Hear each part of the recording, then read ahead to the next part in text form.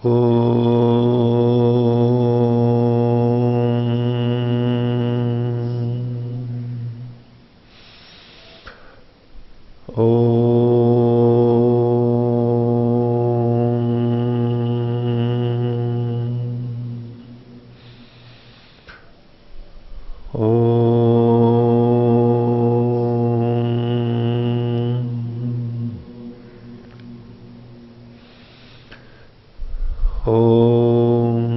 सहनावतु सहनौ भुनक्तु सह वीर्यं कर्वावहै तेजस्विनावधीतमस्तु मा विद्विषावहै। ओम शांति शांति शांति। मीमांसा दर्शन की 249वीं कक्षा। मीमांसा दर्शन के 5वें अध्याय का चौथा पाद हम प्रारंभ कर रहे हैं। पीछे हमने तृतीय पाद समाप्त किया था।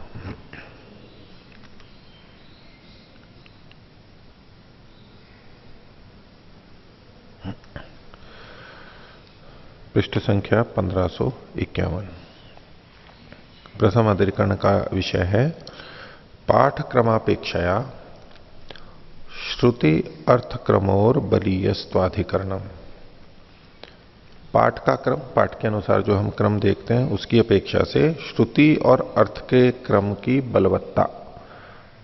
श्रुति का क्रम और अर्थ का क्रम वहां भी इसी तरह से बताया गया, श्रुति अर्थ और पाठ। तो पाठ की अपेक्षा ये दोनों बलवान होते हैं। श्रुति क्रम और अर्थ क्रम। श्रुति, हाँ ठीक है, श्रुत्यर्थ क्रमोर बलीयस्त्वाधिकरण। श्रुति और अर्थ के क्रम का बलीयस्त्व होना।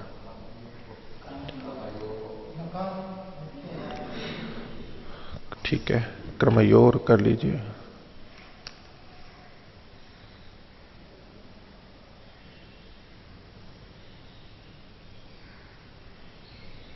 हाँ, अंत में इन्होंने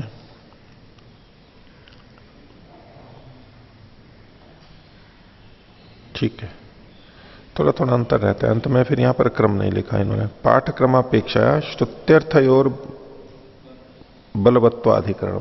थोड़ा सा भाषा का भेद है, तात्पर्य तो वही है। तो देखिए भाष्य, यह पाठक्रम से श्रुत्यर्थ क्रमाभ्याम सह बाधाम प्रति विचारणा। पाठ का जो क्रम है, पाठ से जो हमें क्रम प्राप्त होता है उसकी बाधा की विचारणा है। किनके साथ में? श्रुति और अर्थ के क्रम के साथ में उसकी बाधा होती है, इस विषय में विचार चलेगा। किम पाठक्रमस्ताभ्याम तुल्य उत बाध्यते इति। पाठक्रम उन दोनों के समान ही बल वाला है या उनसे बाधित होता है? किम प्राप्तम, पूर्व पक्षी कहता है तुल्य बलऊ एतऊ, ये भी तुल्य बल वाले हैं। तुल्य बल वाले हैं ये दो। कौन दो तुल्य बल वाले हैं? तो इसमें हमें देखना होगा, चीजें तो तीन हैं। या तो हम कहें कि ये तुल्य बल वाले हैं, बहुवचन में होता तुल्य बला एता एते, ये तुल्य बल वाले हैं। या तो हम ये कहते हैं द्विवचन है। तो युधिष्ठिर जी ने तो ऐसी संगति लगाई है कि श्रुति और पाठ एक वर्ग एक जोड़ा देखेंगे और अर्थ और पाठ ये एक जोड़ा देखेंगे। श्रुति पाठ के साथ में दोनों को जोड़ दीजिए। श्रुति और पाठ एक बात हो गई और अर्थ और पाठ ये दूसरी बात हो गई। तो इस तरह से दो का। लेकिन इसको हम यूं भी देख सकते हैं कि तुल्य बलऊ एतऊ, ये दोनों तुल्य बल वाले हैं। किसके तुल्य बल वाले हैं? पाठ के समान तुल्य बल वाले हैं। कौन? अर्थ और श्रुति और अर्थ, ये दोनों भी बराबर बल वाले हैं। किससे? पाठ की अपेक्षा। एक तो यूं कथन होता है कि ये तीनों ही समान बल वाले हैं, और एक तुलना में कहा जाता है ये दोनों इसके बराबर ही है, यानी इससे बड़े नहीं है, ये कहना चाहता है। क्यों? पाठोपि ही कारणम श्रुत्यर्थौ अपि। पाठ भी कारण है, प्रमाण है, और श्रुति और अर्थ भी कारण है यानी प्रमाण है। न च प्रामाण्य कश्चित विशेषो अस्ति, इनकी प्रामाणिकता में कोई भी भेद नहीं है। और यह द्विवचन में यूं भी कर सकते हैं, एक तरफ पाठ है और एक तरफ श्रुति अर्थ है, तो श्रुति अर्थ की भी मिला करके एक संख्या हो गई और पाठ की भी, और इन दो में कह रहे हैं कि दोनों बलवान है, दोनों पक्ष समान बलवान वाले, इस तरह भी द्विवचन लग सकता है। आगे तस्मात् अनियम इति, इसलिए कोई नियम नहीं है, सभी कोई भी किसी से बलवान नहीं, बराबर है। एवं प्राप्ते ब्रूमः, इस पे अब सिद्धांति कहता है क्रम कोपो अर्थ शब्दाभ्याम श्रुति विशेषात अर्थ परत्वाच्च। अर्थ शब्दाभ्याम क्रम कोपो, अर्थ और शब्द के द्वारा, यानी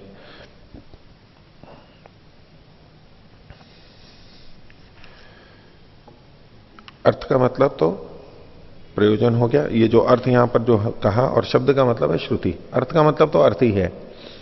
तो श्रुति और अर्थ, तो अर्थ मतलब अर्थ और शब्द मतलब श्रुति, इनके द्वारा क्रम का कोप होता है। क्रम का कोप मतलब पाठ क्रम का कोप हो जाता है, वो बाधित होता है। क्यों? श्रुति विशेषात, श्रुति मतलब साक्षात जो कथन किया गया है उसके विशेष होने से, और अर्थपरत्वाच्च, और उसके अर्थपरक होने से।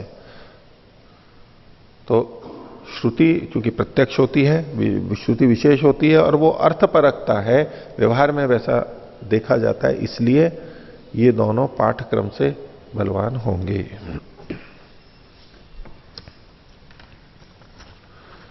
आगे पाठक्रमो ही बाध्यते श्रुत्या अर्थेन च, श्रुति और अर्थ के द्वारा पाठ का क्रम बाधित होता है।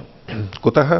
तो श्रुति विशेषात अर्थ परत्वाच्च, ये दोनों हेतु जो सूत्र में कहे गए उसका उल्लेख किया। तो कहते हैं श्रुति विशेषः कहा, श्रुति का विशेष क्या है, श्रुति में क्या विशेषता है? तो यत्र श्रवणम तत्र प्रत्यक्षम कारणम, जहां पर सुना जाता है तो वो प्रत्यक्ष कारण होता है, प्रत्यक्ष प्रमाण की तरह से माना जाता है। एक प्रत्यक्ष प्रमाण इंद्रियार्थ सन्निकर्ष से उत्पन्न वो प्रत्यक्ष प्रमाण अलग है, लेकिन श्रुति में शब्द प्रमाण में भी जो सीधे सीधे कहा जाता है वो प्रत्यक्ष कथन होता है, और जो परोक्ष कथन होता है, लक्षणा में जाता है, गौण अर्थ लिया जाता है, वो परोक्ष कथन होता है। वो ये प्रत्यक्ष और परोक्ष शब्द प्रमाण के अंतर्गत ही देख रहे हैं। तो यत्र श्रवणम तत्र प्रत्यक्षम कारणम, श्रवण होता है तो वो तो प्रत्यक्ष प्रमाण होता है। और पाठ क्रमस्तु आनुमानिक है, और पाठ में जो क्रम होता है, पाठ के कारण से जो क्रम लेते हैं वो तो आनुमानिक होता है। तो पाठ भी तो साक्षात लिखा हुआ ही होता है, उसको आनुमानिक क्यों कहा? श्रुति को तो प्रत्यक्ष कहा, और पाठ से जो क्रम प्राप्त हो रहा है उसको आनुमानिक कहा। उसको भी तो देख रहे हैं, वो भी तो है वहां पर लिखा हुआ। तो एक प्रत्यक्ष और एक आनुमानिक क्यों है? हाँ रविशंकर जी।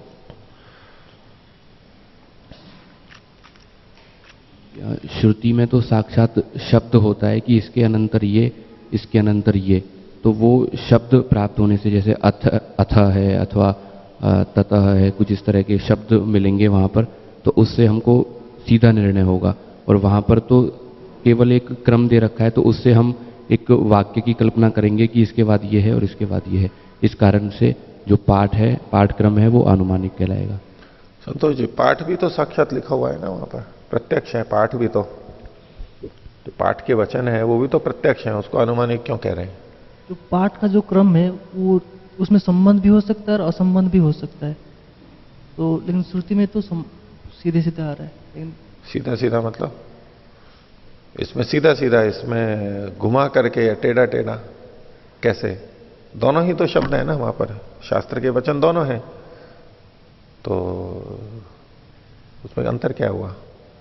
इसको अनुमानिक इसलिए कह रहे हैं क्योंकि ये जो सीधा जो वाक्य है सीधा सीधा अर्थ को नहीं देगा, क्योंकि प्रकरण को सीधा अर्थ को नहीं देगा, प्रकरण के अनुसार अर्थ को देगा। ये नहीं, प्रकरण कौन सा है? प्रकरण जो भी प्रकरण चल रहा है, जो भी प्रकरण चल रहा है जहां पर ये कहा गया है, प्रकरण की कोई बात ही नहीं है वहां पर। दोनों वचन दिए हुए हैं, दोनों साक्षात वचन है, तो दोनों को क्यों नहीं प्रत्यक्ष मान लिया जाए? पाठक्रम को प्रत्यक्ष क्यों नहीं मान लिया जाए? ये जो पाठक्रम है तो पाठक्रम के अनुसार इसलिए प्रत्यक्ष नहीं माना जाए क्योंकि एक तो श्रुति तो प्रत्यक्ष होती है। नहीं, पाठ भी तो श्रुति है, जो वचन पढ़े गए वो श्रुति तो है। उसमें श्रुति तो है, परंतु वो सीधे सीधे अर्थ तो नहीं देगी। वो क्या नहीं कह वो ये पाठक्रम जो है वो बताओ ना, सीधे सीधे क्या नहीं कह रहा है? क्योंकि वो प्रकरण के अनुसार है ना, प्रकरण को, फिर प्रकरण को लेकर के आगे दोनों ही प्रकरण में है या दोनों प्रकरण का इससे क्या लेना देना है? श्रुति तो ये प्रकरण वाली बात नहीं है। लोकेश जी,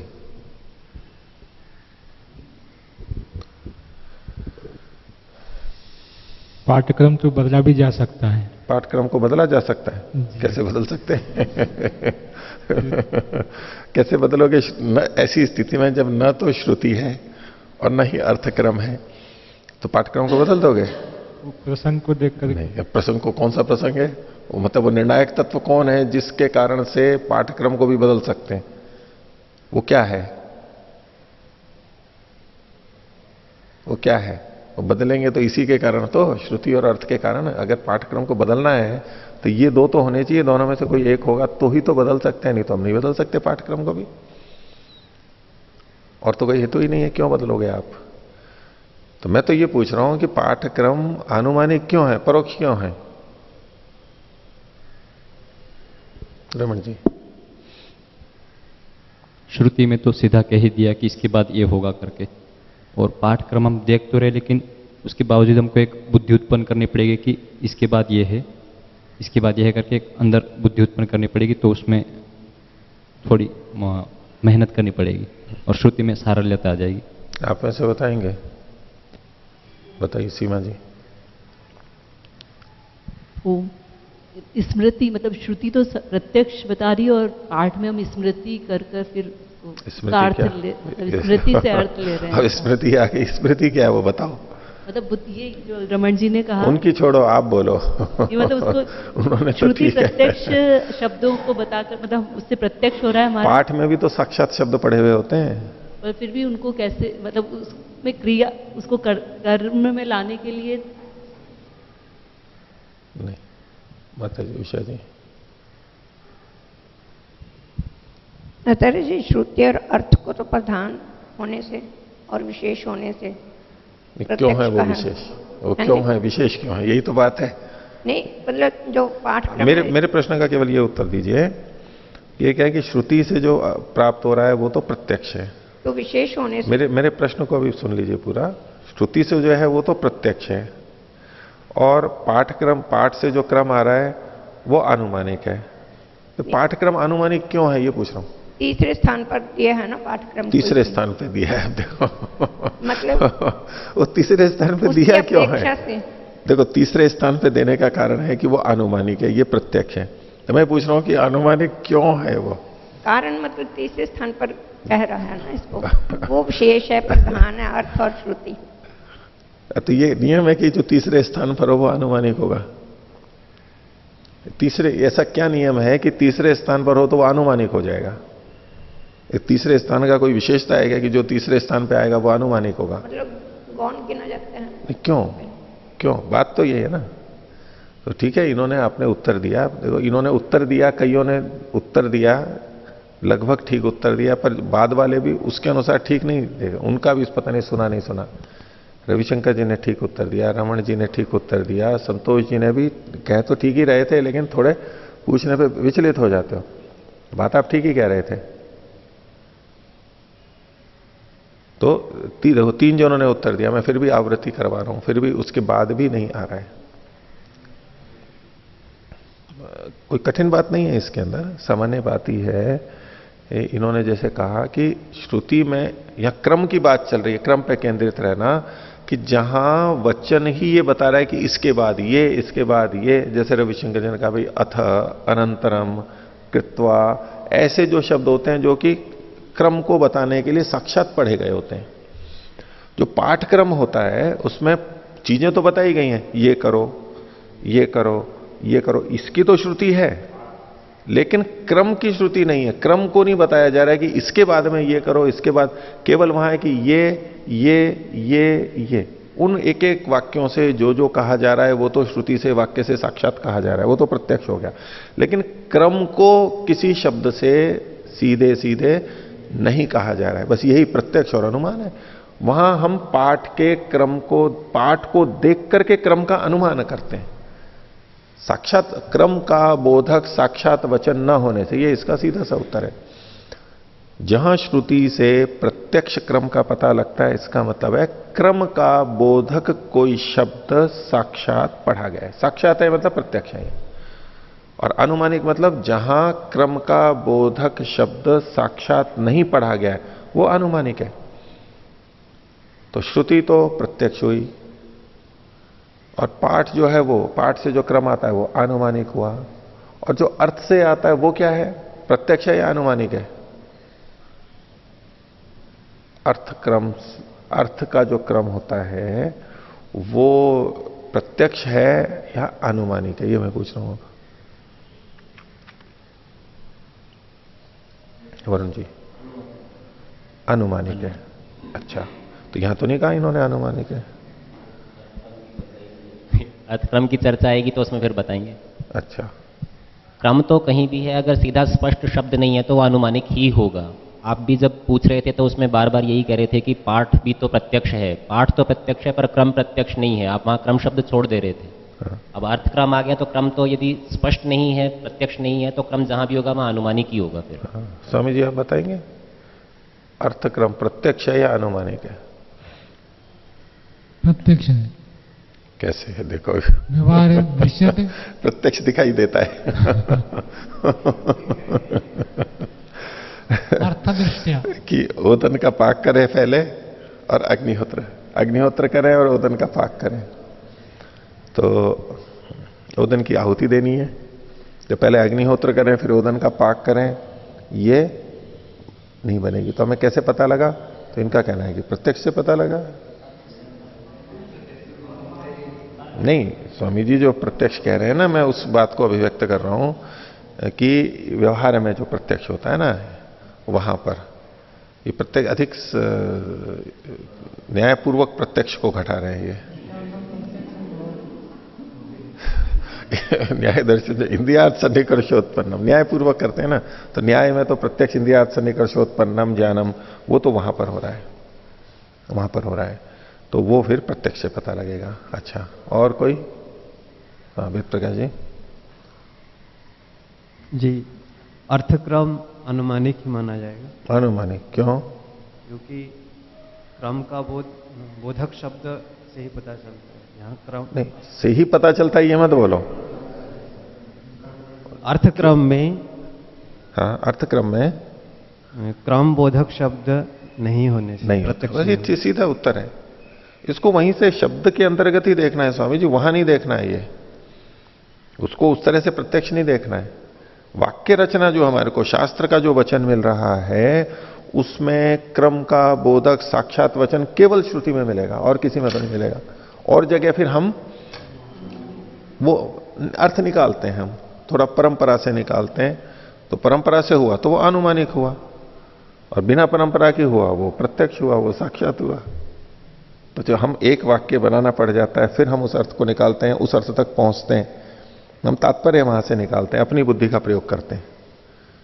जो शास्त्र में लिखा हुआ है वो सीधा सीधा वहां प्रकट नहीं होता है, हम अपना दिमाग लगा करके और फिर वहां से अर्थ निकालते हैं, वो परंपरा से अर्थ आता है, एक के बाद ये, एक के बाद ये, एक के बाद ये सारा का सारा अनुमानिक कहलाएगा। देखिए, तो पाठक्रमो ही बाध्यते श्रुत्या अर्थेन च कुतः श्रुति विशेषात अर्थपरत्वाच। श्रुति विशेष का तो बोले यत्र श्रवणम तत्र प्रत्यक्षम कारणम, जहां श्रवण हो रहा है वहां तो प्रत्यक्ष प्रमाण है, प्रत्यक्ष कारण है, यानी शब्द प्रत्यक्ष रूप से सीधे सीधे बोल रहा है। पाठक्रमस्तु आनुमानिक, पाठक्रम तो अनुमानिक है, परंपरा से आता है। पाठक्रमेण स्मरणम, ये आप स्मृति यहां से लेकर के बोल रहे थे क्या? स्मृति जो आप बोल रहे थे वेद प्रकाश जी, उस किन्होंने बोला था? अच्छा, आपने बोला था स्मृति, तो आपने ये देख करके अच्छा, चलो चलो। पाठक्रमेण स्मरणम एवं अभिनिर्वर्तयितव्यम इति अवगम्यते। पाठ के क्रम से हमें कुछ याद आता है, ठीक है, पाठ वो पढ़ा उससे नहीं, पाठ का जो क्रम होता है उससे हमें स्मरण ये आ जाता है कि इसके बाद ये, इसके बाद ये, इसके बाद ये, जैसे कि मंत्रों का क्रम होता है ना, इसके बाद ये, इसके बाद ये, ऐसे।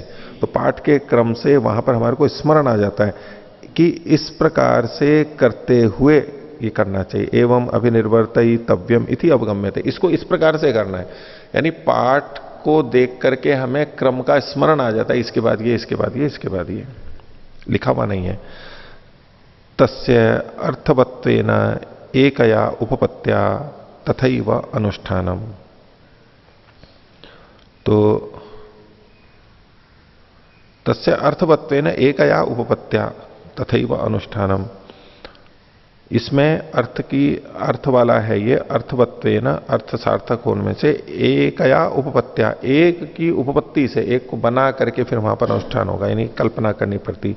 और श्रुत्या पुनः अनुष्ठानम एवं भवती, और श्रुति से जो होता है तो सीधे सीधे अनुष्ठान को कहा जाता है, वहां तो एक उपपत्ति करनी पड़ती है, वाक्य बनाना पड़ता है, कल्पना करनी पड़ती है, तब वो होता है। तो श्रुत्या पुनः अनुष्ठानम एवं भवती इति प्रत्यक्षाद अवगम्यते, इसलिए सीधे सीधे पता लगता है। तथा अर्थेन, उसी प्रकार से अर्थ से भी होता है। अब ये तथा अर्थेन का है, अर्थ के द्वारा भी वैसे ही होता है, अर्थ के द्वारा भी वैसे ही होता है। कैसे होता है अर्थ के द्वारा? उसी प्रकार अर्थ से। कुतः, कैसे? तो अर्थपरत्वात्, अर्थपरक होने से। अर्थार्थम ही सर्वम, ये सब अर्थ के लिए है। अर्थात किसके लिए? प्रधानार्थम, प्रधान के लिए। प्रधानम अभिनिर्वर्तयति इति सर्वम क्रियते, जितनी भी चीजें हैं वो प्रधान के करने के लिए होती हैं। अब वो जो अंग चीजें हैं उसके प्रधान को पूरा करने के लिए वो प्रधान के बाद में आए तो क्या मतलब हुआ? तो यथा जिसका जहां क्रम है वहां पर आवश्यक हो जाएगा। तस्मात् पाठस्ताभ्याम बाध्यते, इसलिए पाठ उनके द्वारा बाधित होता है।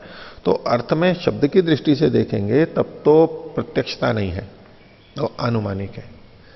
लेकिन व्यवहार में चूंकि हमारे को वो ही दिखाई देता है, इसलिए हम पाठक्रम की अपेक्षा अर्थक्रम को देखते हैं।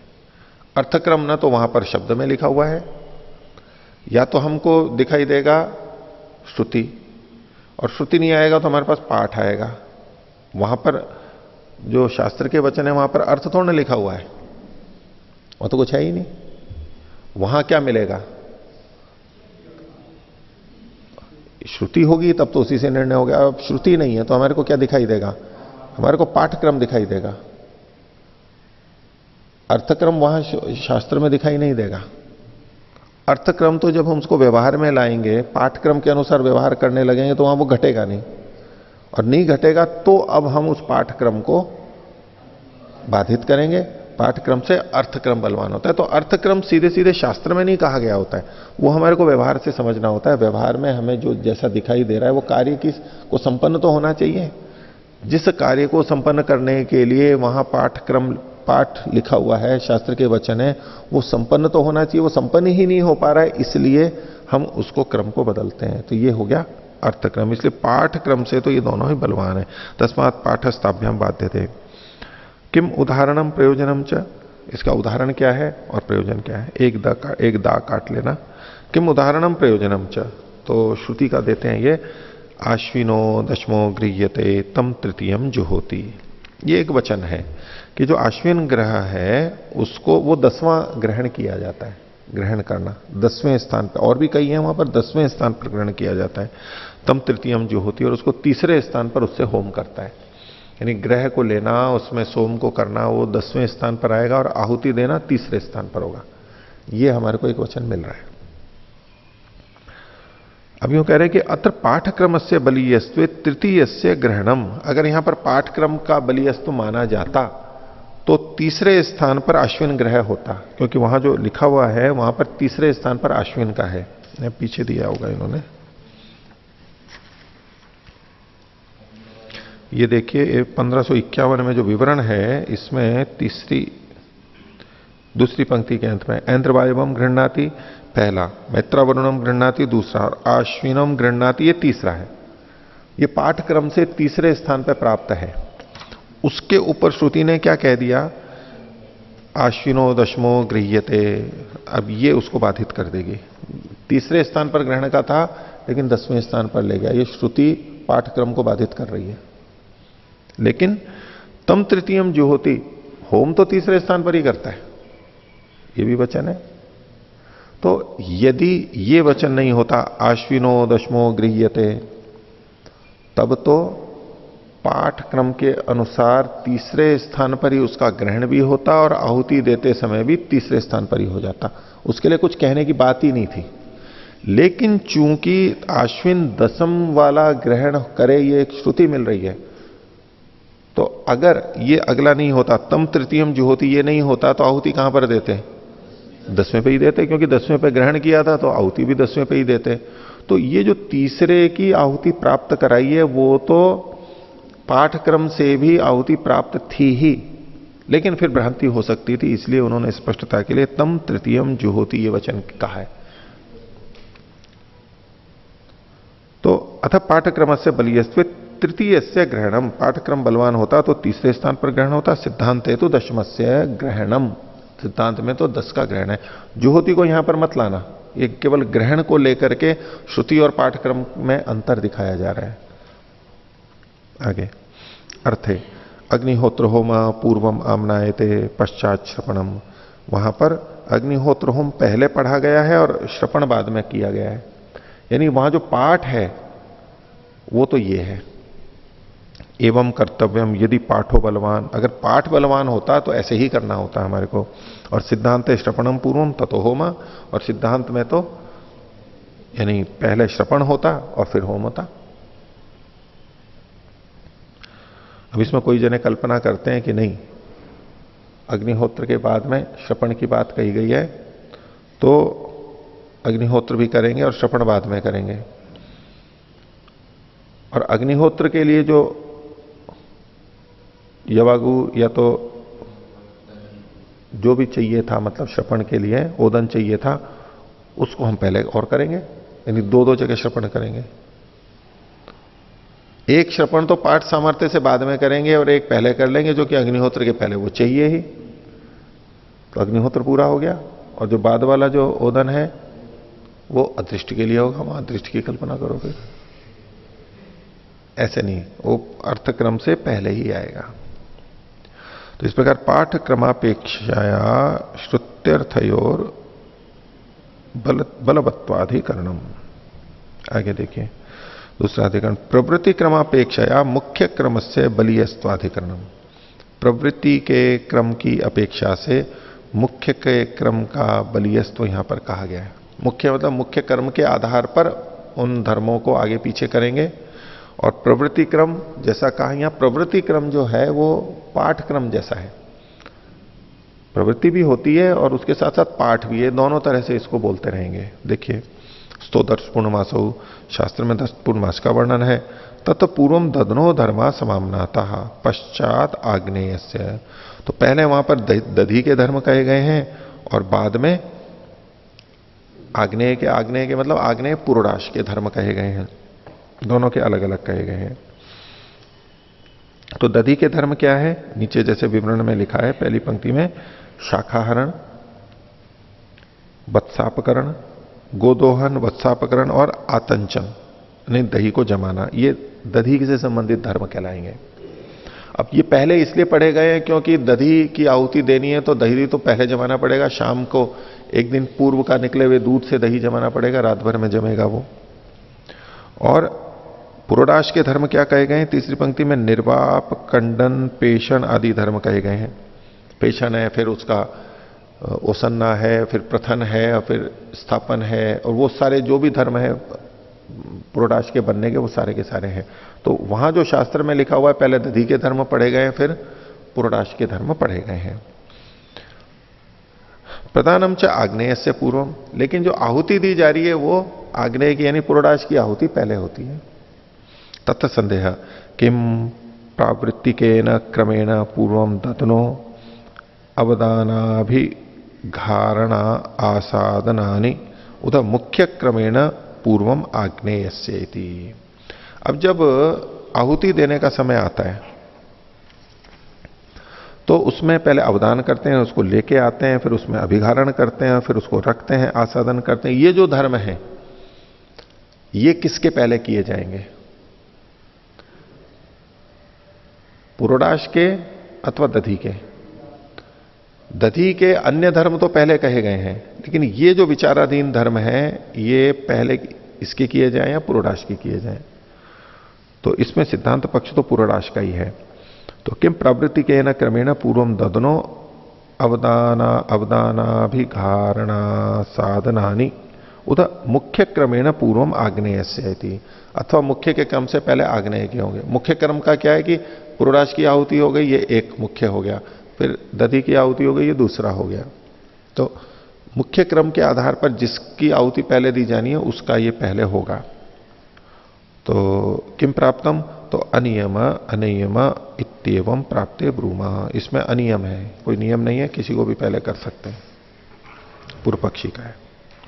दूसरा सूत्र है पूर्व पक्षी का, अवदानाभिघारणा साधनेषु आनुपूर्व्यम प्रवृत्त्या स्यात्। बोले इसमें अवदान, अभिघारण और आसादन, इनके विषय में जो अनुपूर्वी है वो प्रवृत्ति के अनुसार हुए।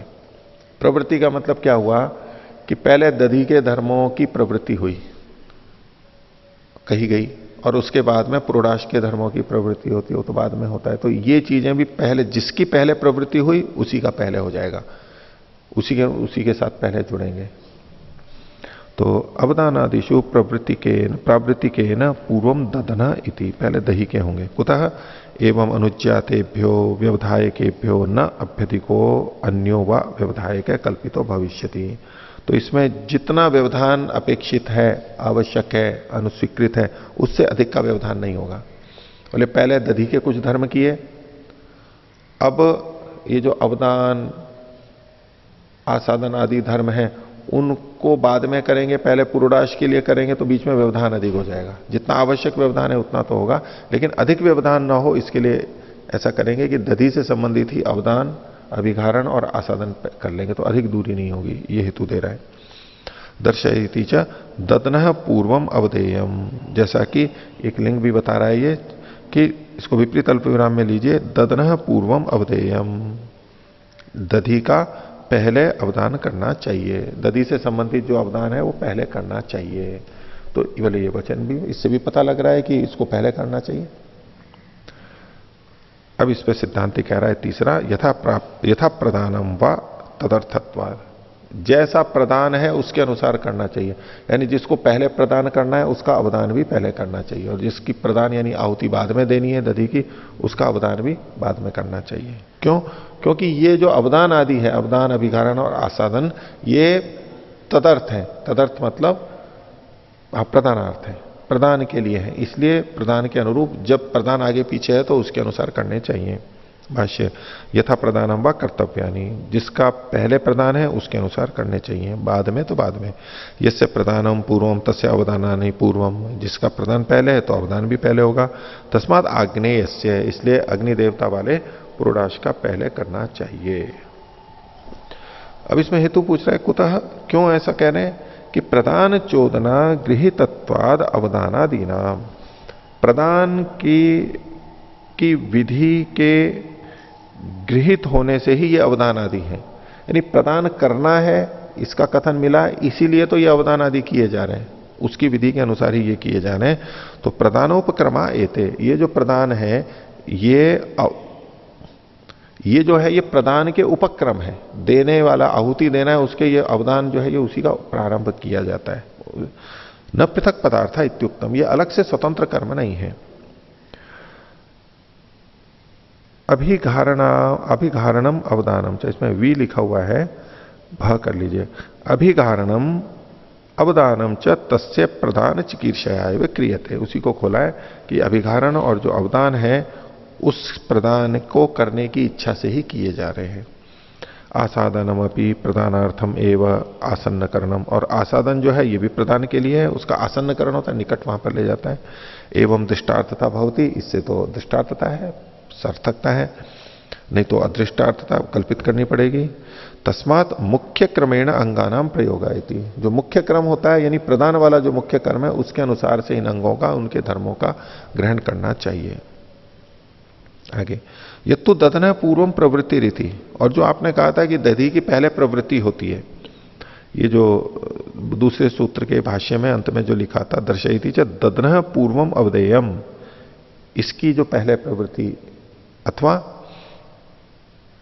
हाँ नहीं, इसको इधर देखिए, ये जो दूसरे सूत्र के भाष्य में शुरू में लिखा है ना, अवदानादिषु प्रवृत्ति के न पूर्वम दधना इति, प्रवृत्ति उसकी पहले होती है इसलिए ऐसा होगा।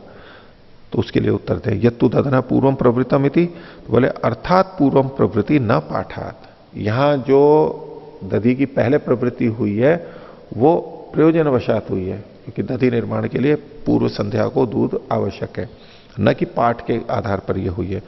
प्रवृत्ति का मुख्य क्रमो बलियान, और प्रवृत्ति से मुख्य क्रम बलवान होता है। तो प्रवृत्ति के अनुसार नहीं लेंगे, यहाँ पाठक्रम से लेंगे। मुख्य क्रमे गृह्यमाणे प्रथमा एक पदार्थो विप्रकृष्ट काल स्यात्। ये कह रहे हैं कि मुख्य क्रम को अगर हम ले लेंगे तो पहले एक पदार्थ ही विप्रकृष्ट होगा, विप्रकृष्ट काल वाला होगा, यानी कम दोष होगा।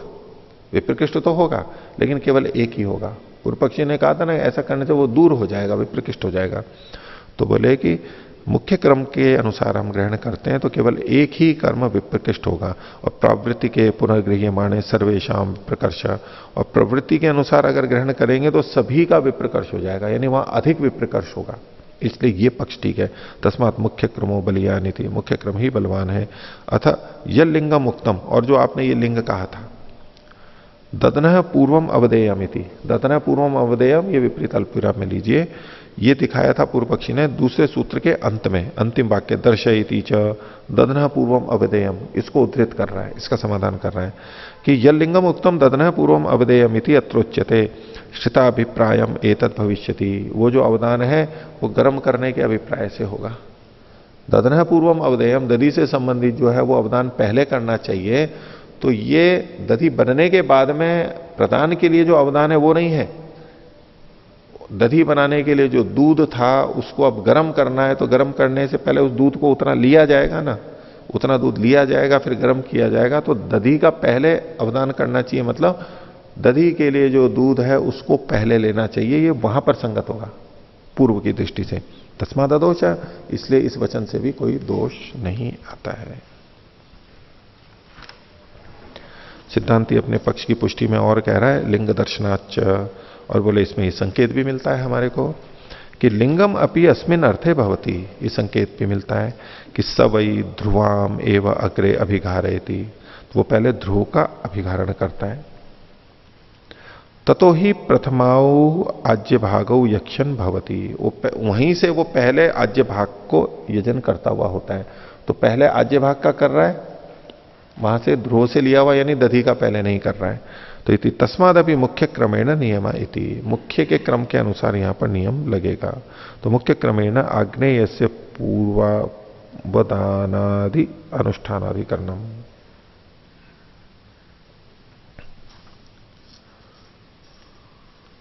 आगे तीसरा अधिकरण, इष्टि पूर्वत्व सोम पूर्वत्वयोर विकल्पाधिकरणम। इष्टि का मतलब है यहां पर दर्श पूर्णमास इष्टि, और सोम तो मतलब सोमयाग हो गया। तो इन दोनों में से पहले किसको करना चाहिए? एक वचन आता है कि दर्श पूर्णमास पहले करने चाहिए, उसके बाद सोम करना चाहिए, लेकिन कुछ में आता है कि भाई सोम भी पहले करना चाहिए। तो क्या होना चाहिए? आधान के अनंतर पहले इष्टि यानी दर्श पूर्णमास इष्टि हो या पहले सोम हो, क्या पक्ष है वो चर्चा चलेगी। तो सिद्धांति का मत है कि इष्टि पूर्वत्व और सोम पूर्वत्व, इनमें विकल्प दोनों ही हो सकते हैं। इसका मतलब हुआ कि आधान के बाद में एक पक्ष बनेगा, आधान के बाद में दर्श पूर्णमासेष्टि और फिर सोम। दूसरे पक्ष में बनेगा आधान के बाद में बिना दर्शेष्टि किए सोम। आधान के बाद में दर्शेष्टि भी हो सकती है, आधान के बाद में बिना दर्शेष्टि के सोम भी हो सकता है, सोमयाग भी हो सकता है। ये सिद्धांत का पक्ष बनेगा। भाष्य देखिए, इष्टि पूर्वत्वम समामनातम, बोले इष्टि का पूर्वत्व, दर्श पूर्णमास इष्टि का पूर्वत्व पहले कहा गया है। ये 4-3-15-37 में हम पीछे देख करके आए हैं कि आधान के जो अनंतर है उसके बाद में इष्टि को कहा गया है, इसके बिना जो करता है उसकी निंदा कही गई है, वो वहां पर कह दिया गया। तो तत्र संदेह किम इष्टि पूर्वत्वम सोम पूर्वत्वम वा विकल्प्यते, इष्टि पूर्वत्व और सोम पूर्वत्व इसमें क्या विकल्प है? अथ इष्टि पूर्वत्वम एव इति, अथवा वहां जो सिद्ध किया था तो केवल इष्टि ही की ही पूर्वता रहेगी, ये नियम है। 4-3-15 देखिए, मतलब 15 का मतलब है 15वां अधिकरण।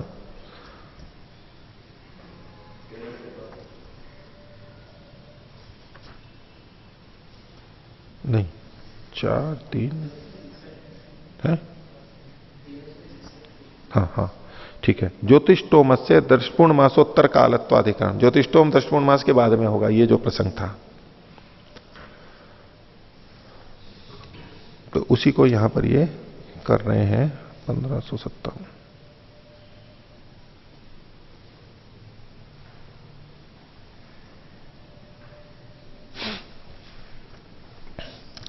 तो इष्टि पूर्वत्व और सोम पूर्वत्व इनमें विकल्प है, एक पक्ष है, और केवल इष्टि पूर्वत्व ही होगा, सोम पूर्वत्व नहीं होगा। किम प्राप्तम, पूर्व पक्षी कहता है वचनाद इष्टि पूर्वत्वम, बोले वचन की दृष्टि से देखें तो इष्टि पूर्वत्व ही होगा। कैसे? तो इष्टि पूर्वत्व में वस्यात कुतः वचनात्, वचनमिदं भवति, ये वचन है एष वै देवरथो यद दर्शपूर्ण मासो, ये जो दर्शपूर्ण मास है ये देवताओं के रथ है, यानी देवताओं की तरफ ले जाने वाले हैं, अच्छे हैं। यो दर्शपूर्ण मासौ इष्ट्वा सोमेन यजते, हाँ नहीं, यह दर्शपूर्ण मासौ इष्ट्वा सोमेन यजते, जो दर्शपूर्ण मास का यजन करके फिर सोम से करता है, तो एकदम क्रम स्पष्ट ही लिखा हुआ है यहां पर।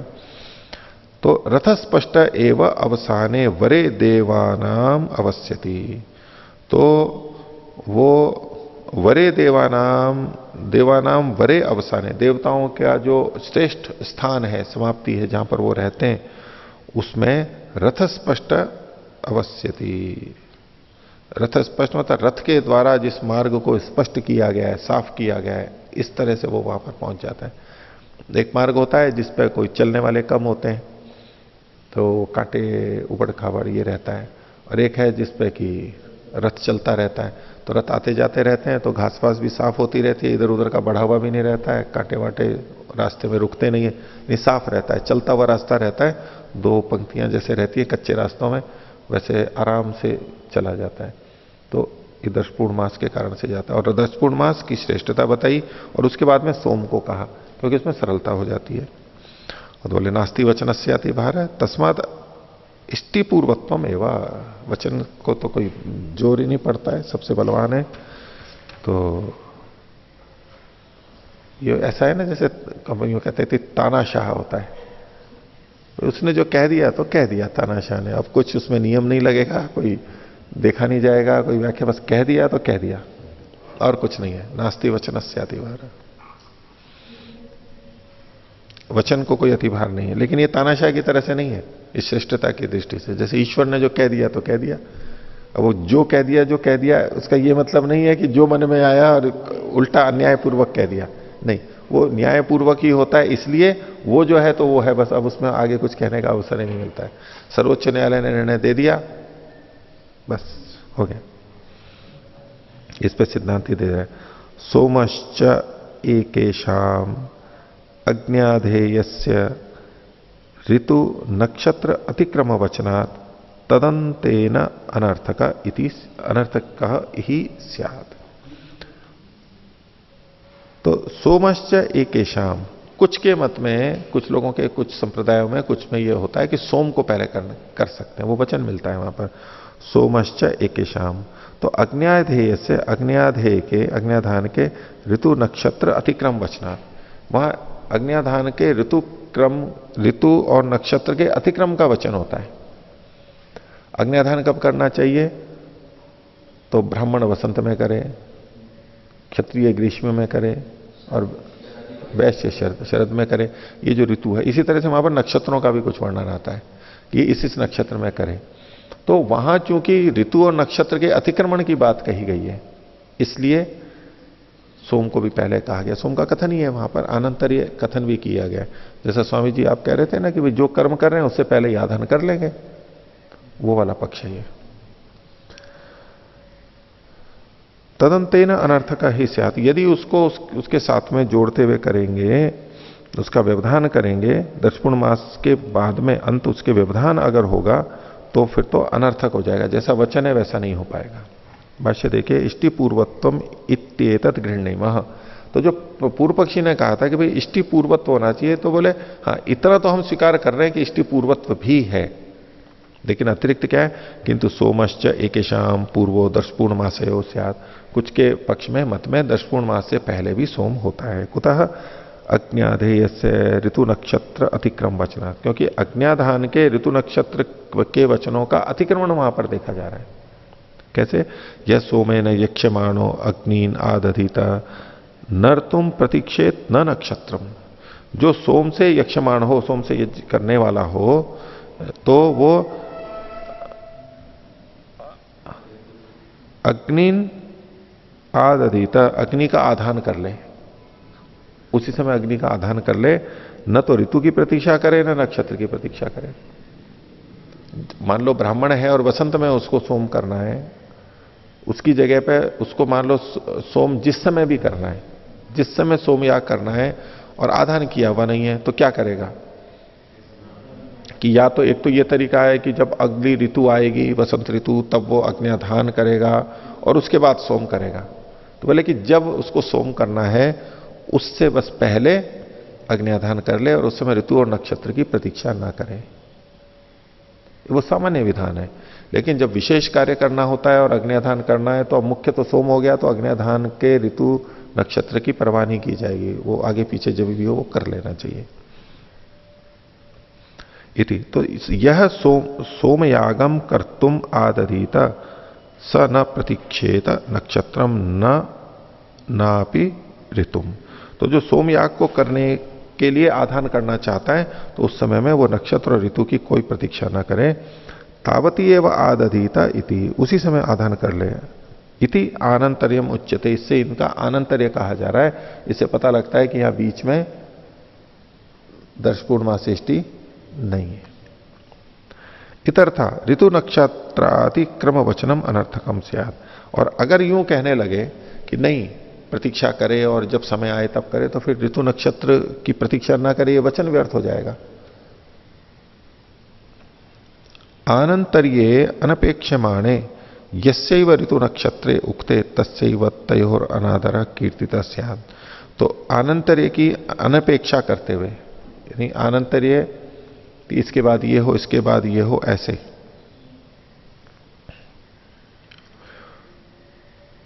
तो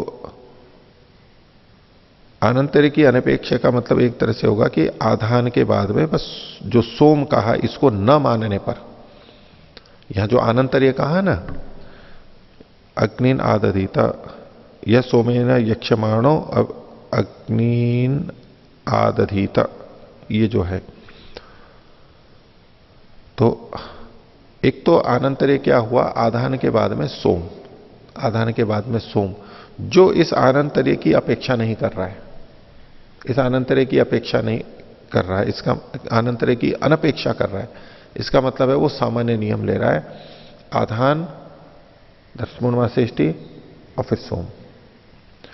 तो उसके मत में जो ऋतु और नक्षत्र कहे गए हैं उसी का उसके पक्ष में अनादर हो जाएगा। यहां पर अनादर इस दृष्टि से कि यहां जो न ऋतु न प्रतीक्षेत न नक्षत्रम, न ऋतु और नक्षत्र की प्रतीक्षा नहीं करे, वो अनर्थक हो जाएगा, उसका अनादर हो जाएगा। तस्मात् अस्ति सोमाधानयो आनंतर्यमिति, इसलिए यहां पर सोम और आधान का आनंतर्य कहा गया है।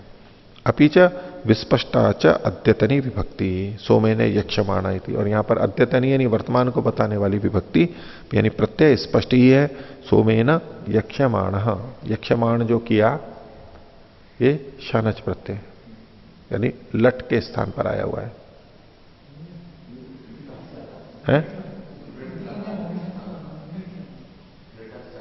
नहीं, अद्यतनी, अद्यतनी अद्यतन में है, यक्षमाण मतलब आज यज्ञ करेगा, लेकिन वो निकट भविष्य में है, लेकिन ये अद्यतनी विभक्ति है, आज को बताने वाली है, निकट भविष्य में। हाँ ओम आचार्य जी, ये यक्षमाण शब्द है, भविष्यत काल में है, परंतु ऋटा सत्वा से लट के स्थान में लृट शेष, देखो युधिष्ठिर जी ने लिखा भी है लृट शेषेच से, ये भविष्यत सामान्य में लृट का प्रयोग किया गया है, इसलिए तो अनद्यतन लृट है, लेकिन जो निकट भविष्य में होने वाला है उसको अद्यतन मान करके वर्तमान सामीप्य वर्तमान बदवा वो भी एक अलग चीज है, लेकिन ये जो भविष्य का कहा गया ये निकट भविष्य के लिए कहा गया है, तो ये अद्यतन ही है। तो सोमेन यक्षमाणा थी यदा सा इष्टि पूर्वत्वम अनुज्ञाय विवक्षते, और जब वो श्रेष्टि पूर्वत्वम, इष्टि पूर्वत्व ये अनजान करके विवक्षित होगा, न तथा अद्यतन काल विवक्षा। तो उसमें ये जो अद्यतन काल की विवक्षा है कि शीघ्र ही करना चाहते हैं, वो नहीं होगा। 10 पूर्णमास से इष्टि अगर बीच में करेंगे तो फिर तो 15-20 दिन तो निकल ही जाएंगे। एक मतलब पूर्णमास से इष्टि करेगा, 10 से इष्टि करेगा, तो उतने दिन तो निकल जाएंगे। उसमें ये यक्षमाणा शब्द का प्रयोग नहीं हो सकता। सोमेन यक्षमाणा, ये तो शीघ्र ही करने वाला होता है, अद्यतन ही है ये। तत्रायम शब्दों विप्रतिषिद्धेता, और अगर ऐसा करेंगे तो ये शब्द विप्रतिषिध यानी खंडित होगा, सार्थक नहीं होगा। तस्मात आनंतर्य विवक्षा इति अवगम्यते, यहां आनंतर्य की विवक्षा है तो बिना इष्टि के भी ये सोम किया जाता है, कुछ के मत में ये भी स्वीकार्य है। 7वां सूत्र, तदर्थ वचनाच न अविशेषात तदर्थत्वम, और तदर्थ का वचन होने से ये उसके लिए है, ये जो आधान है ये सोम के लिए है। तदर्थ वचनात् न अविशेषात तदर्थत्व, अविशेष रूप से तदर्थत्व नहीं है। एक तो सामान्य रूप से तदर्थत्व होता है, इसके लिए भी उसके लिए भी उसके लिए भी, ये सामान्य रूप से तदर्थत्व नहीं है।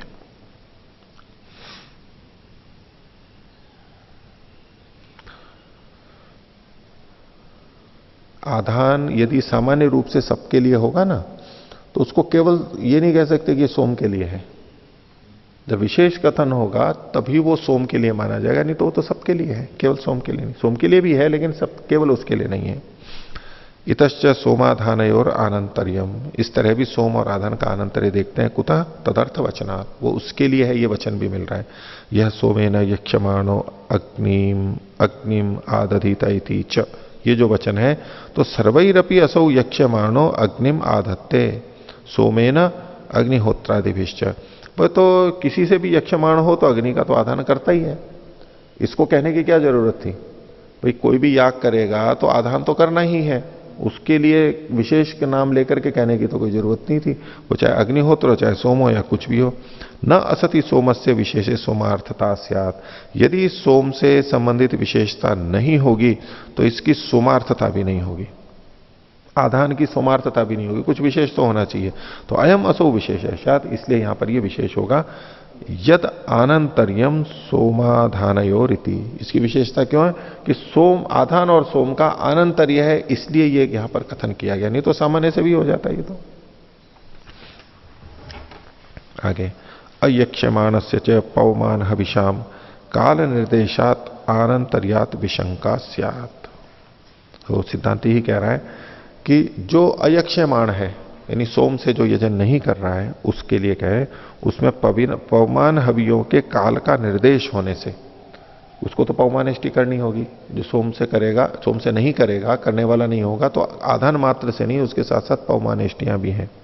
उसका काल का निर्देश होने से, उसका अनंतर्य होने से यहां पर शंका समाप्त होती है। भाष्य, सोमेन अयक्षमाणस्य च पवमान हविषाम कालो निर्दिश्यते, जो सोम से यजन नहीं कर रहा है उसके लिए पवमान हवियों का काल कथन किया गया है, अलग से मिलता है। यह सोमेन अयक्षमाणो अग्निम आदधित स पुरा संवत्सराद हविंशी निर्वपेत, तो जो सोम से यजन अभी नहीं कर रहा है और अग्नि का आधान कर रहा है तो 1 साल से पहले पहले वो हवियों का निर्वाप करे, यानी पवमानिष्टि कर ले। आधान के 1 साल के अंदर अंदर वो पवमानिष्टियों को कर ले। तो ये जो विधान किसके लिए है? जो सोम से यजन नहीं कर रहा है। इसका मतलब है कि सोम से यजन भी होता है, जो सोम से यजन करता है उसके लिए फिर नियम नहीं लगेगा। न खलु कश्चित अयक्षमाणा, बोले ऐसा तो कोई है नहीं कि जो यजन नहीं करेगा, मतलब यजन सोम का याग तो सभी के लिए प्राप्त है, किसी विशेष के लिए न होने से। सर्वस्य विहितत्वात्, यही इसका हेतु है कि सबके लिए कथित होने से। तस्मात् अनंतरम अयक्षमाणा इति गम्यते, इसलिए अनंतर यक्षमाण होता हुआ, सोम से जो यक्षमाण है मतलब आधान के तत्काल बाद में सोम को करता हुआ, ये अर्थ यहां पर पता लगता है। 9वां सूत्र, इष्टि ही अयक्षमाणस्य तादर्थे सोम पूर्वत्वम, तो ये जो इष्टि है वो अयक्षमाण के लिए है। जो 10 पूर्णमासी इष्टि को कहा गया वो उसके लिए जो तत्काल बाद में सोम नहीं कर रहा है उसके लिए है। तादर्थे सोम पूर्वत्वम, और उसी प्रयोजन के लिए सोम का पूर्वत्व यहां पर कहा गया है। जो इष्टि नहीं कर रहा है उसके लिए सोम का पूर्वत्व रहेगा। इदम प्रयोजन सूत्रम वर्ण्यते क्षीणम अधिकरणम, ये प्रयोजन बताने के लिए सूत्र है, अधिकरण की चर्चा तो क्षीण यानी समाप्त हो चुकी है। किम प्रयोजनम चिंताया, क्यों ये चर्चा चलाई, तो इष्टि ही अयक्ष्यमाणस्य सोमेन निरभिसंधि के आधाने, तो इष्टि कहां पर होगी पहले, तो सोमेन अयक्ष्यमाणस्य, जो सोम से यजन नहीं कर रहा है, और निरभिसंधि के आधाने, आधान जो है वो सोम से अभिसंबंधी संधि वाला नहीं है, उससे जुड़ा हुआ नहीं है, ऐसे में इष्टि की पूर्वता रहेगी। तादर्थे सोम पूर्वत्वम, और सोम का जो पूर्वत्व है वो उससे सिद्ध होता है तादर्थे सोम पूर्वत्व, क्योंकि वो आधान सोम के लिए है, इसलिए सोम का पूर्वत्व आएगा। सोमार्थतायाम तु आधानस्य सोम पूर्वत्वम स्यात्, ये जो तादर्थे सोम पूर्वत्वम है ये सूत्र का अंश है, और इसी को ये खोल रहे हैं कि सोमार्थता में आधान के होने से सोम का पूर्वत्व होगा। इस प्रकार इष्टि पूर्वत्व सोम पूर्वत्वयोर विकल्पाधिकरणम। आगे देखिए, ब्राह्मणस्यापि सोम पूर्वत्व इष्टि पूर्वत्व रूप कल्प द्वयाधिकरणम। ये जो सोम पूर्वत्व और इष्टि पूर्वत्व की बात हमने पिछले अधिकरण में देखी, अब इसके ऊपर कुछ बात और चलाई जा रही है कि ब्राह्मण क्षत्रिय वैश्य जो वर्ण हैं जो इसको कर सकते हैं, उनमें ये सभी वर्णों के लिए है कि उनमें से कोई भी इष्टि पूर्वत्व और सोम पूर्वत्व कर सकता है, अथवा ब्राह्मण के लिए इसमें कोई नियम है। तो इसमें कहा, इनका उत्तर तो यह है, ब्राह्मणस्यापि सोम पूर्वत्वम इष्टि पूर्वत्वम कल्पद्वयम, ब्राह्मण भी दोनों ही चीजें कर सकता है, यानी उसके लिए भी यह विकल्प है, केवल क्षत्रिय और वैश्य के लिए ही नहीं है। ब्राह्मण के लिए क्यों ये चर्चा चली, उसका कारण है। तो अस्ति आधानम तत्रैषो अर्थ समाधिगता, आधान है ये हमने समझ लिया। इष्टि पूर्वत्वम सोम पूर्वत्वम चेति, इष्टि पूर्वत्व भी हो सकता है, सोम पूर्वत्व भी ये विकल्प, ये भी हमने समझ लिया। इदानीम संदेह किम, इसमें कई तरह के संदेह लाएंगे, उसमें संख्या है, अभी पहला वाला शुरू कर रहे हैं। त्रयाणाम वर्णानाम इष्टि पूर्वत्वम सोम पूर्वत्वम वा, तीनों वर्णों का इष्टि पूर्वत्व अथवा सोम पूर्वत्व हो सकता है। ये जो नियम है पिछला अधिकरण वो सभी वर्णों पर लागू होगा, ये पहला पक्ष हुआ। दूसरा पक्ष, उत ब्राह्मण से सोम पूर्वत्वम एवं, ब्राह्मण का तो केवल सोम पूर्वत्व ही होगा, इष्टि पूर्वत्व नहीं होगा। अन्यों का इष्टि पूर्वत्व हो सकता है या सोम पूर्वत्व हो सकता है, ब्राह्मण का केवल सोम पूर्वत्व होगा, ये दूसरा पक्ष है। इसका मतलब क्या हुआ, न तो इष्टि पूर्वत्व, इष्टि पूर्वत्व नहीं होगा। तीसरा पक्ष, उत केवला पौर्णमासी उत्कृष्यते ब्राह्मण से उभौ कल्पौ इति। तीसरा पक्ष कह रहा है कि ब्राह्मण के भी दोनों ही कल्प होंगे, दोनों कल्प मतलब इष्टि पूर्वत्व भी और सोम पूर्वत्व भी, लेकिन पौर्णमासी का उत्कर्ष होगा, पौर्णमासी का उत्कर्ष होगा, यानी दर्शेष्टि तो पहले होगी और पौर्णमासी सोम के बाद में होगी, ये एक पक्ष हुआ। अथवा ये चौथा पक्ष है अभी, कर्मांतरम इदम यदूर्ध्वम सोमात, ये तो कर्मांतर है, जो सोम के बाद में पूर्णमासेष्टि है वो आगे से उठ करके पीछे नहीं गई है, उत्कर्ष नहीं हुआ है। जो बाद की पौर्णमासेष्टि है वो तो एक भिन्न कर्म है, प्रारंभ में पूर्णमासेष्टि दोनों की जाएंगी सोम से पहले। पांचवा पक्ष है, अथवा एकम हविर उत्कृष्यते ब्राह्मण से उभव एव कल्पौ इति, एक हवि का उत्कर्ष होगा, एक हवि का मतलब है यहां पर अग्निशोमीय हवि उत्कृष्ट होगी, और ब्राह्मण के लिए दोनों ही कल्प होंगे, दोनों कल्प मतलब इष्टि पूर्वत्व और सोम पूर्वत्व। ये पांच पक्ष रखे हैं इन्होंने। किम प्राप्तम, त्रयाणाम वर्णानाम इष्टि पूर्वत्वम सोम पूर्वत्वम वा, तो ये पहला पक्ष रखने वाला है कि दोनों उसके हो सकते हैं अन्य वर्णों के समान ही। कुतः अविशेषात न कंचित विशेषम अवगच्छामा, न कुछ विशेष तो कथन कहा नहीं गया, इसलिए ऐसा मानते हैं। ये पहला पक्ष हो गया।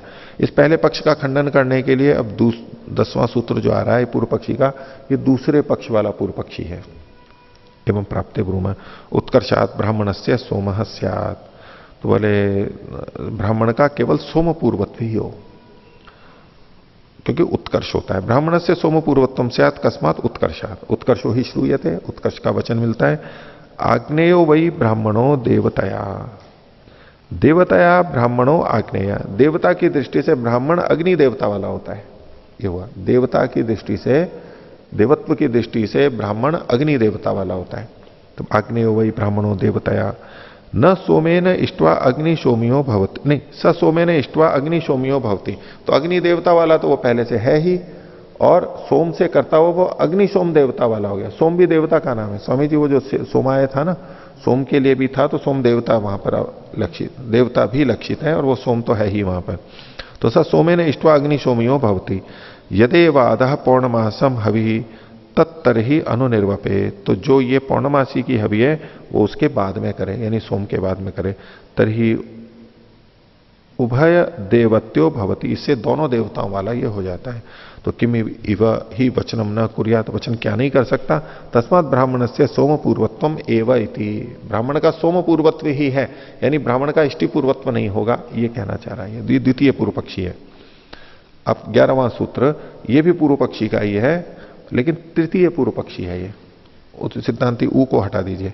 पौर्णमासी व श्रुति संयोगात, तब पिछले का उद्धरण करते हुए कह रहे हैं यदुक्तम ब्राह्मण से सोम पूर्वत्वम एव इति, केवल सोम पूर्वत्व ही होगा। तो तन्ना तस्य उभौ कल्प, उसके दोनों ही कल्प होंगे। कुतः अविशेषात, विशेष कथन न होने से। ये एक प्रथम दृष्टया तो लग रहा है जो पहला पक्ष था ना वो है, लेकिन ये पहला पक्ष नहीं है, उसके अतिरिक्त चीज है, ये तीसरा वाला पक्ष है। दोनों कल्प होंगे ये तो मान ही रहा है, लेकिन इसके साथ में अगली बात और कह रहा है। कुतः अविशेषात न ही कल्पयोर ब्राह्मण से कश्चित विशेषाम नयते, ब्राह्मण के विषय में तो कल्प का कोई विशेष कथन किया नहीं गया। तो पूर्व पक्षी कहता है ननु इदानी में वो उत्तम ब्राह्मण से उत्कर्ष थी, हमने अभी तो बताया था कि ब्राह्मण का उत्कर्ष होगा, यानी पूर्णमासी का उत्कर्ष होगा। इस पे ये कहता है तृतीय पूर्व पक्षी कि नेति नेति ब्रूमः पौर्णमासी मात्र से तत्र उत्कर्ष, केवल पौर्णमासी का उत्कर्ष होगा। श्रुति संयोग पौर्णमास्या तत्र, पौर्णमासी का वहां पर श्रुति से संयोग होगा। क्या श्रुति से संयोग है? यदेवाद पौर्णमासम हविरिति, जो पौर्णमासी की हवि है। तो यावद वचनम तावत वाचनिकम, वचन जितना कह रहा है उतना ही वहां पर अर्थ लेना चाहिए। अल्प विराम तत्र न न्याय क्रमते, वहां ये न्याय यहां पर नहीं लग रहा है कि तुल्यो हो एक देशे उत्कृष्टे नूनम अपरोपि एक देश उत्कृष्यते थी। एक देश के जो समान वाले हैं उनमें से एक देश के उत्कर्ष होने पर दूसरा देश भी उत्कर्ष होगा, ये नियम यहां पर नहीं है। तो जो व्याकरण का है नीचे दिया भी है इन्होंने कि एक योग निर्दिष्टानाम सहवा प्रवृत्ति सहवा निवृत्ति, लेकिन क्वचित एक देशोपि अनुवर्तते। तो बोले ये जो क्वचित एक देशोपि अनुवर्तते, बस उसी की ध्वनि यहां पर है कि दर्श और पूर्णमास को एक साथ पढ़ा गया था। तो यहां पर ये नहीं है कि आप पूर्णमासी को उधर उत्कर्ष कर रहे हो तो दर्श भी उत्कृष्ट होगा। यदि पूर्णमासी के उत्कर्ष का कथन है और दर्श भी उधर जाने लग रहा है, अगर ऐसा है तो ब्राह्मण का सदा सोम पूर्वत्व होगा, ब्राह्मण दर्शेष्टि पूर्वत वाला नहीं होगा। तो इसका यह कहना है कि नहीं, इष्टि पूर्व वाला भी हो सकता है। तो इष्टि पूर्व वाले में दर्श इष्टि वाला पूर्व होगा, या तो सोम पूर्वत्व होगा ब्राह्मण का, ये जो पक्ष बोल रहा है, और इष्टि पूर्वत्व होगा तो केवल दर्श होगा, और पूर्णमासी का तो उत्कर्ष वचन से है तो वो तो आगे चला जाएगा। आगे 12वां सूत्र ये भी पूर्व पक्षी का है, ये द्वितीय पूर्व पक्षी है। सर्वस्यवा एक कर्म्यात, बोले नहीं पूरे का उत्कर्ष होना चाहिए, क्योंकि दर्श और पूर्ण मिलाकर के एक कर्म है, अलग अलग नहीं है। अपनी बात के लिए और तर्क दे रहा है। यदुच्यते केवला पौर्णमासी उत्कृष्यते थी, जो पूर्व पक्षी तृतीय ने कहा था कि केवल पूर्णमासी उत्कृष्ट होगी, तो बोले तन्ना वो ठीक नहीं है। कृष्ण से दर्शपूर्ण मास कर्मणा उत्कर्ष, संपूर्ण दर्शपूर्ण मास का उत्कर्ष होगा। और ऐसा होने पर ही एवं फले न संबंध, तभी इसका जो दर्शपूर्ण मास का है, दर्शपूर्ण मास सभ्यम यजेता स्वर्ग काम, एक ही समान फल कहा गया, वो तभी होगा जब दोनों साथ साथ होंगे। इतर्था न स्यात् फलम, नहीं तो फल नहीं होगा। एक देशत्वात् पौर्णमास्या, क्योंकि पौर्णमासी जो है वो तो उसका केवल एक देश है। और पौर्णमास्या केवल आयाम उत्कृष्यमाणायाम अवशिष्ट से पूर्वत्र क्रियमाण से न फलम स्यात्। आपने पूर्णमासी को तो उत्कृष्ट कर दिया, तो जो पहले केवल दर्शेष्टि की जा रही है वो अकेली करते हुए फल को नहीं दे सकती। एक देशत्वाद अफलत्वाच उक्तम अपि न क्रियता, और चूंकि एक देश होने से और उसका फल नहीं प्राप्त हो रहा है, इसलिए वो कहा गया करने पर भी वो किया हुआ नहीं होगा, इसलिए दर्शेष्टि को भी साथ ही उत्कर्ष करना चाहिए। समुदाय च उत्कृष्यमाणे भवति फलम, पूरे समुदाय का उत्कर्ष करते हैं तो फल हो जाएगा।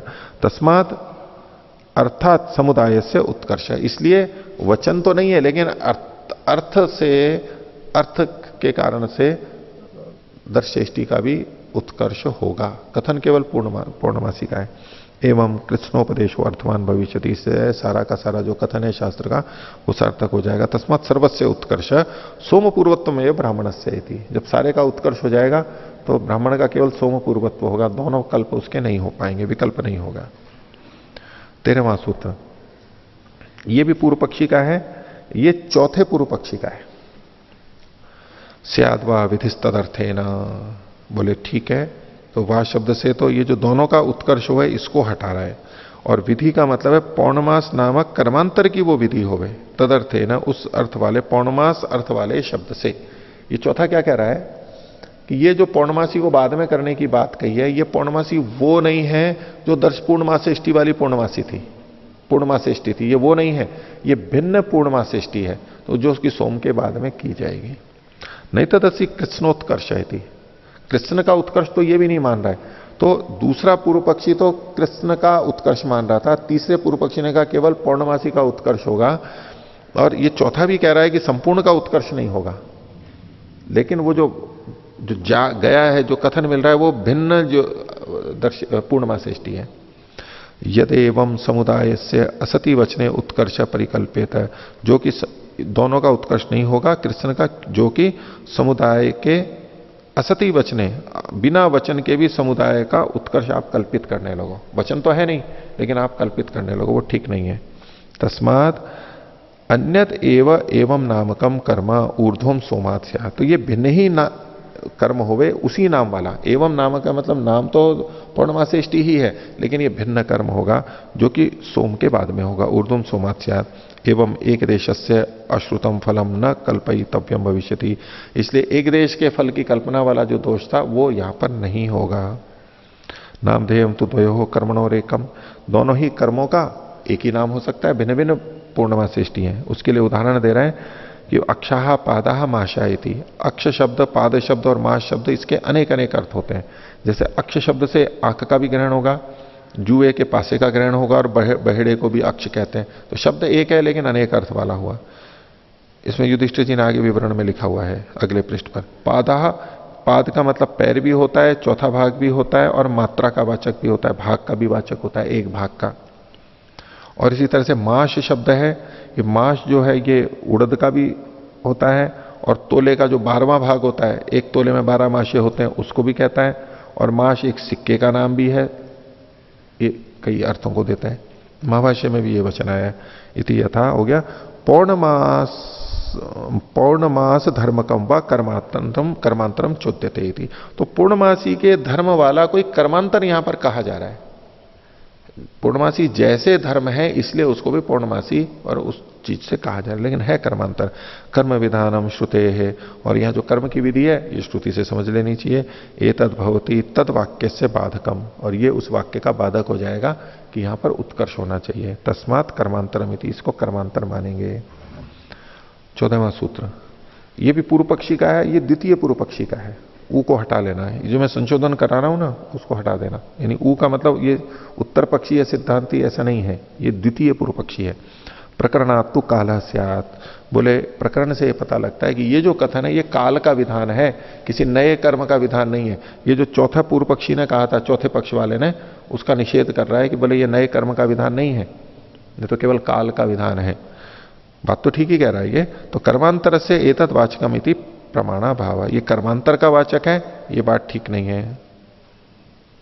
प्रमाण का, इसमें प्रमाण का अभाव है। प्रकृत से कर्मणो वाचकम इति प्रत्यक्षम, ये जो प्रकृत कर्म था यानी जो दर्श पूर्णमासेष्टि वाला पूर्णमास था उसी कर्म का ये वाचक है, ये प्रत्यक्ष है। यच्च सप्रमाणकम तत्ग्राह्यम, जो प्रमाण सहित होता है उसी को ग्रहण करना है। अन्यायश्च अनेकार्थत्वम, और जो आपने अक्षापादा माशा का करके अनेकार्थ ले रहे हैं तो अनेकार्थता तो अन्याय है। धर्म ग्रहणे लक्षणा शब्द श्रुति संभवे कल्प्य स्यात्, और आप कह रहे हो कि चूंकि वही धर्म जो पूर्णमासेष्टि के धर्म है वो इसमें भी आ रहे हैं, इसलिए धर्म के ग्रहण से ये नाम रखा गया है, तो उसमें आपको लक्षणा करनी पड़ेगी। और श्रुति संभवे कल्प्य स्यात्, श्रुति के संभव होने पर भी आप उसकी कल्पना आपको करनी पड़ेगी। ये दोष बताया जा रहा है। अपिच अस्य रूपम न गम्यते। और ये जो बाद वाला पूर्णमासेष्टि है, इसका कोई स्वरूप भी तो पता नहीं लग रहा है यहां पर, क्या है, कौन देवता है, क्या हवि है। तो केवल शब्द का प्रयोग किया गया है तो वो तो प्रकृत वाला ही लिया जाएगा। रूप अवचनात् न कर्मांतरम, चूंकि इसका अलग से कोई रूप नहीं कहा गया है इसलिए यह कर्मांतर नहीं है, ये तो वही कर्म है। तस्मात् प्रसिद्धेन नामना प्रकृतस्य कर्मणो ग्रहणम, इसलिए जो प्रसिद्ध पूर्णमासेष्टि है, प्रकृत है, उसी कर्म का यहां पर ग्रहण होगा।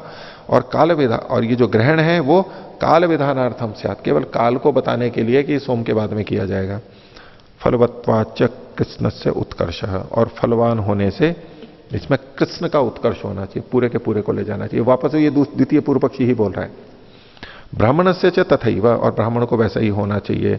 यत्तु श्रुति वाक्यात बलीयसी थी, और जो आपने कहा कि श्रुति वाक्य से बलवान होती है, तो इस विषय में अत्रोच्यते। यत्र फलम न श्रूयते, जहां फल ही नहीं सुना जा रहा है तो वाक्यार्थोपि तावत तत्र गृह्यते, वहां पर वाक्य का अर्थ भी उतना ही ग्रहण किया जाता है।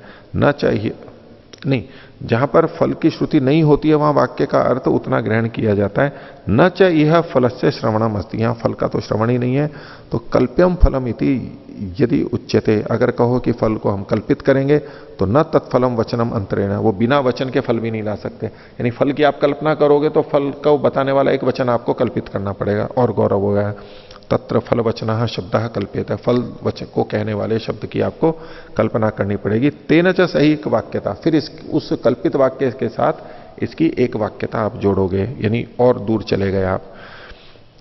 काल वचने न तो सह प्रत्यक्षेण एक वाक्यता थी, और काल वचन इसको मानेंगे तो सीधे सीधे इसकी एक वाक्यता है। तस्मात् न कर्मांतरम, इसलिए ये जो पूर्णमासेष्टि आप सोम के बाद की कह रहे हो, ये कर्मांतर नहीं है, वही कर्म है ये। तो यहां तक अभी निर्णय नहीं हुआ, तो स्थितम तावत अपरिवसितम अधिकरणम, स्थित यहां तक किया और अभी इसकी समाप्ति नहीं की है।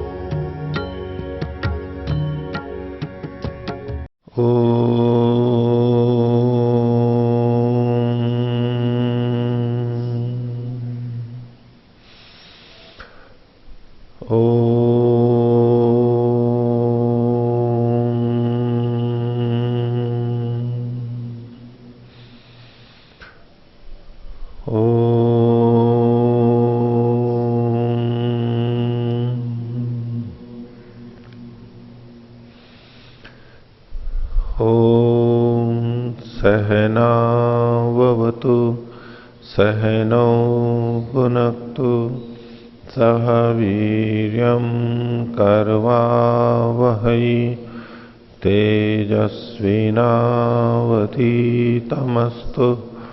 मा विद्विषावहै। ओम शांति शांति।